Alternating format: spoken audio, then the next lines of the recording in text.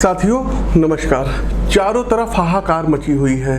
तमाम ऐसे कमेंट हमारे पास आते हैं कि पंडित जी प्लीज़ कोरोना वायरस कब ख़त्म होगा, इससे संबंधित आप वीडियो बना दीजिए, इस महामारी का इलाज क्या है, ऑक्सीजन की कमी हो रही है। और तमाम ऐसी कुंडली दर्शकों मैं प्रतिदिन देखता हूं जिनके जो रिलेटिव हैं वो हॉस्पिटल में एडमिट है। तो दर्शकों आज इसी पर वीडियो है कि कोरोना वायरस से आपको कैसे बचना है, इसकी रामबाण दवा क्या है, साथ ही साथ दर्शकों कोरोना वायरस कब जाएगा। दर्शकों सबसे पहले हम आपकी बातों का जवाब दे दें। कोरोना वायरस के साथ आपको जीने और मरने की आदत विकसित करनी पड़ेगी। कोरोना वायरस ख़त्म होने वाला नहीं है। कोई भी एस्ट्रोलॉजर, कोई भी ज्योतिषी चाहे जितना कह दे कि मई में चला जाएगा, जून में चला जाएगा, जुलाई में, ये तुक्का मारने वाली चीज़ नहीं है। जिस प्रकार से क्या कहते हैं टाइफाइड होता है, डेंगू होता है, मलेरिया होता है, टीबी होती है, उस प्रकार से ये भी वायरस और ये कभी जाएगा नहीं। ये बात आप लोग अपने गांठ मान लीजिए। दूसरा दर्शकों ये है, हाँ इस वायरस के प्रभाव में कमी आएगी, ये निश्चित है आएगी। अभी ये वायरस क्यों इतना पीक पर है, इसका ज्योतिषीय कारण दर्शकों बता दें। क्योंकि भारत की जो है जन्म कुंडली में इस समय मंगल द्वितीय भाव में और शनि नवम भाव में गोचर कर रहे हैं। षड अष्टक योग बन रहा है दर्शकों। इस कारण भी जो है इसमें देखिए अधिकता आ रही। साथ ही साथ दर्शकों राहु और सूर्य के दोबारा संबंध भी स्थापित हो रहे हैं। एक बात और बता रहे हैं, हम आपको डरवाना नहीं चाहते हैं। अभी देखिएगा 14 मई के बाद से सूर्यदेव जैसे ही वृषभ राशि में आएंगे, वृषभ संक्रांति होगी, तब जाकर के और भी ज़्यादा स्थिति विस्फोटक हो सकती है, हाहाकार मच सकती है। साथ ही साथ सूर्य और जो है राहु जब एक साथ आएंगे तो दर्शकों यकीन मानिएगा कि ये बहुत बड़ी विपदा कराएंगे, लोगों की जान ज़्यादा जाएगी। कोई बहुत बड़े पॉलिटिकल लीडर की भी इस दौरान मृत्यु होगी। साथ ही साथ दर्शकों अब आगे बढ़ते हैं। यदि आपकी भी राशि वायु तत्व प्रधान राशि है, जैसे मिथुन राशि हो गई, तुला राशि हो गई, कुंभ राशि हो गई, वायु तत्व प्रधान राशि है, तो आपको विशेष तौर पर सावधान रहने की ज़रूरत है। कारण इसका क्या है, क्योंकि ये जो वायरस है ना दर्शकों, ये हवा के द्वारा फैल रहा है। वैसे तो 12 राशि के लोगों को सतर्क रहने की विशेष ज़रूरत है, लेकिन आपकी जो 3 राशियाँ हमने बताई है, इनको विशेष तौर पर और ज़्यादा अलर्ट रहने की ज़रूरत है। घर से बाहर मत निकलिएगा, क्योंकि देखिए दर्शकों आपकी जान चली जाती है, सरकार को कोई फर्क नहीं पड़ेगा, लेकिन आपके परिवार के ऊपर बहुत बड़ा फर्क पड़ सकता है। प्लीज़ हाथ जोड़ करके निवेदन है, मत निकलिए। जान है तो जहान है। ज़िंदगी रहेगी तभी नौकरी रहेगी, तभी आप लोग आगे पैसा कमाएंगे। तो दर्शकों बच के रहिएगा। अब आते हैं कि इस वायरस से बचने के लिए रामबाण दवा क्या है। देखिए दर्शकों सीधी सी बात है कि हमारे शरीर में ऑक्सीजन की कमी क्यों होती है।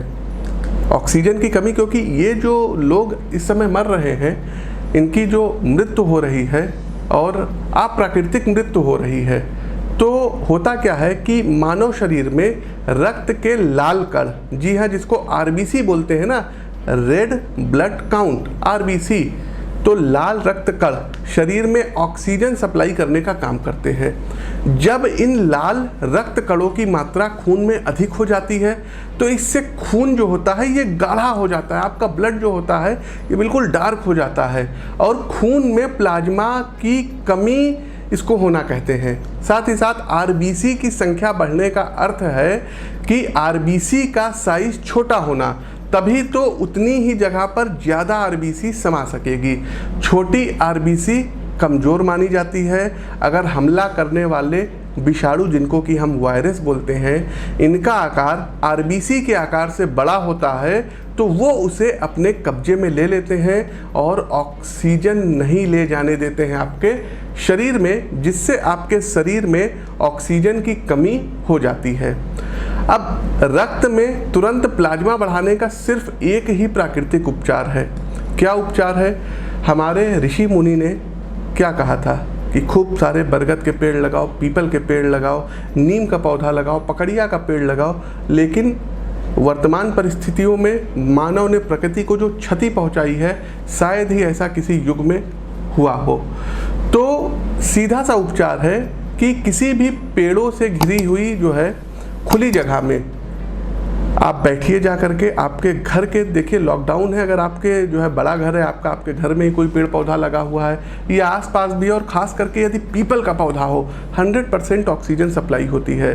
तो पीपल के पेड़ के हमारे जो पुराने दर्शक हैं ना, उनको मैंने ये उपाय भी बताया था, व्हाट्सएप पर उनको भेजा था।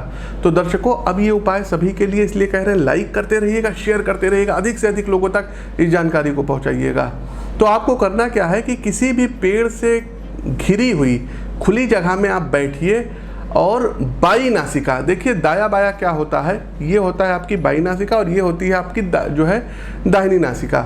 सूर्य स्वर होता है और चंद्र स्वर होता है। स्वर, ये स्वर विज्ञान ज्योतिष में भी आता है। तो बाई नासिका से सांस भीतर भरना है और दाहिनी नासिका से बाहर आपको ये छोड़ना है। 15 मिनट ये आपको लगातार डेली करना है। कब करना है? तो 15 मिनट सुबह करिएगा और 15 मिनट आपको शाम को भी करना रहेगा। तो यदि आप 15 मिनट लगातार ये क्रिया करते हैं तो यकीन मानिए दर्शकों कि आपके अंदर या आपके यहाँ कोई यदि रोगी हैं तो उनके रक्त में प्लाज्मा की मात्रा बढ़नी प्रारंभ हो जाएगी और आरबीसी का आकार जो होता है, रेड ब्लड काउंट का जो आकार होता है, ये बढ़ना शुरू हो जाएगा, जिसके कारण आरबीसी वायरस से लड़ने में समर्थ हो जाएगा। अब ये साधारण सी बात है और पता नहीं कि क्यों नहीं लोगों को समझ में आ रही है। तकलीफ इस बात की है कि बिना डॉक्टरों के कहें रोगी इस क्रिया को करता ही नहीं है। तो यदि आपको डॉक्टर कहेंगे तो जो है करेंगे, और अगर हम हैं, ज्योतिषी हैं, पंडित हैं, हम कहेंगे तो आप नहीं करेंगे, स्वाभाविक सी बात है। और जो लोग अपने प्राणों को चाहते हैं, हमारी बातें समझ में आई होंगी, तो निश्चित तौर पर वो इस क्रिया को करेंगे। अब कौन करेगा? चाहे प्रथम चरण का रोगी हो या आखिरी स्टेज का रोगी हो, ये क्रिया जो होती है ना दर्शकों, ये तुरंत फायदा पहुंचाती है। और ज्योतिष में इस क्रिया को चंद्र शोधन प्राणायाम भी कहते हैं। तो दर्शकों इस जानकारी को अधिक से अधिक शेयर कीजिए और इस वीडियो को लाइक कीजिए। कमेंट बॉक्स में आप बताइए हमारी ये जो प्रस्तुति है कैसी लगी।